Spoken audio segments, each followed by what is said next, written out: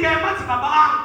Obva wanza Labani achiti iye ndakazviona kubva zuva rawakasvika pano mama pangu kuti nyasha dzakawedzerwa nekuda kwako, pfuma yangu ikawedzerwa nekuda kwako, zvandakanga ndisina ndakazviwana nekuda kwako, makwai angu akatanga kunyanya kubereka nekuti iwe wakanga wauya. Ndakubva amurambidza kuenda. Ndozvinobuda kuti paakamuti unoda kuti ndikuitei, ndikupe mubairo wenyu, akanga aona kuti within a few weeks makwai akutobereka. Within a few weeks zvipfuwo zviri kuwanda mudanga, nyasha dziri kuwanzwa. Amen and amen. Ndoda kuti Mwari vakuitire zvakanaka mugore rino iri ra2022, 23, 24 zvichienda mberi nemakore ese amotevera. Mwari vakupe nyasha dzekuti pese paunosvika uve munhu ane value, zvekuti vanewe vanonzwa kuti munhu uyu tovaunabati naye. Handizive kana uchienderana nemangwani manheru ano aya.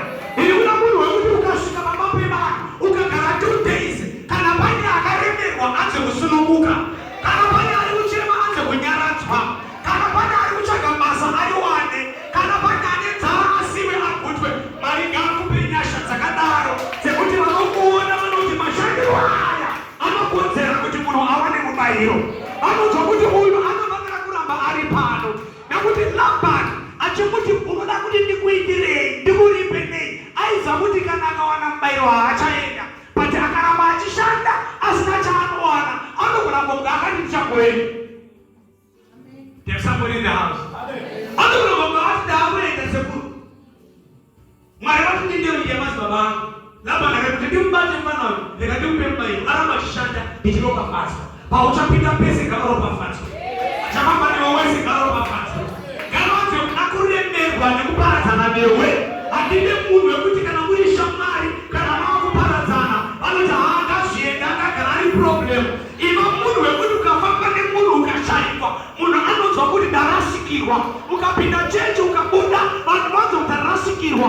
Ukaimba mupresent worship ukaita one Sunday worship, vanhu vabvunza nekuti konasi vanga vaenda kupi, nekuti pese paunosvika unosiya value. Taunobata chinoropafadzwa, ukabata microphone inoropafadzisa umwe munhu. Kana uri pano celebrate Jesus. I say when you are here, celebrate Jesus. If you are here, in the mighty name of Jesus. Zvikazinanga naJacob, ndinoda kuti mundipe mudzimai. Ndokubva ane specific. Akati mundipe Rachel. Bhaibheri rinobvisa kuti Leah na Rachel vanga vari masisters. Leah ari mukuru, Rachel ari mudiki.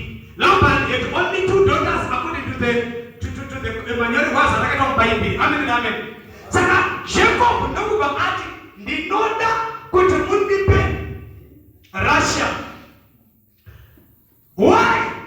Leah akanga aripo ari mukuru, aine chimiro chake chaive nacho chekuti Jacob paakamutarisa akazotarisa mudiki, ainzwa kuti mudiki zvinoita sekuti kana ndiri naye akatisiya na Leah. Amen and amen. Hazvina kushata, zvinhu zvakangonakawo kuti kana ukatariswa uonekwewo kuti une chimiro chakaita sei. Matarisirwo ako akakosha, maonekerwo aunoita hazvina kushata, zvakatonaka izvozvizvo.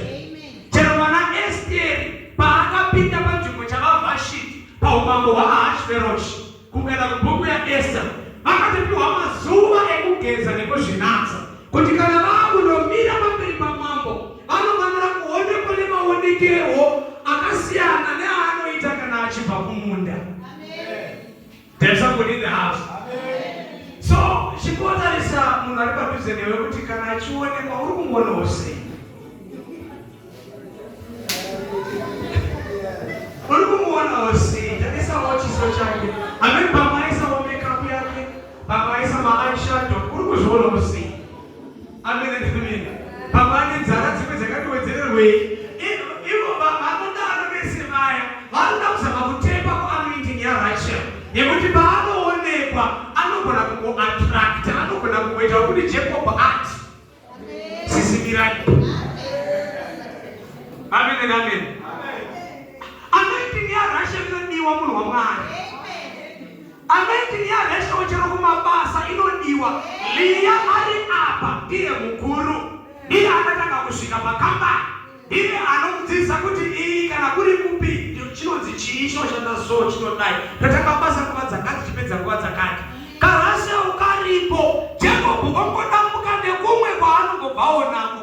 Pakundosarudza wekuroora obva atanga nemudiki. Hazvina kuromba zviya inyasha dzega. Mwari vakakupa nyasha kuchanzi wakaromba. Indava waporomotwa isi madharabho etiripo. Hazvine mushonga izvizvi vanobata. Akufamba ne4x4 isina nhasi tiri kufamba netsoka. Zvimwe zvachona hakuzi kuromba. Hazvingoda mushonga. Hazvidi kupinda pasi pemvura. Zvinongoda nyasha. Unosumudzwa madharabho aripo. Unosumudzwa vakatanga kusvika varipo. Kana uchizvitenda gamuchira nyasha idzodzo kuti zvimwe zvinhu zviitwe naMwari muupenyu hwako. Vakatanga kufamba nenzira iyoyo varipo. Vakatanga kushanda pakambani iyoyo varipo. Kune vakatanga kupinda mumamereji musati mapinda. Makazopinda 10 years ivo vaa mumamereji kare. Vaane vana vaviri mukazopinda mukatanga wawenyu. But zvinoitika mumereji yenyu zvinokunda vakapinda 10 years ago. Zvinopinda vakapinda 30 years ago. Nemhaka yenyasha dzikakuteverera. Attraction inokubata. Ukaonekwa unosemetwa pamberi kutangira vakatanga kuvepo. Mwari wekudenga ngakuitire zvakanaka. Zvimwe zvinhu zvinofanira kukutevera mugore rino kuti paunoonekwa uve neanointing yeattraction, irregardless of who is in the front, irregardless of who started on this project. Ukasvika pamusvika kune vanokudza kuti apa ndepasati paane munhu, apa ndepamainingi, apo ndepamainingi. Isi muchiona takadai taane 5 years tiri pano. Zvinombooma masikana, matomatisi anomboora, maorenji anomboramba kutekwa, magrapes vanokudza nhamo dzeipapo. Iwe womira pana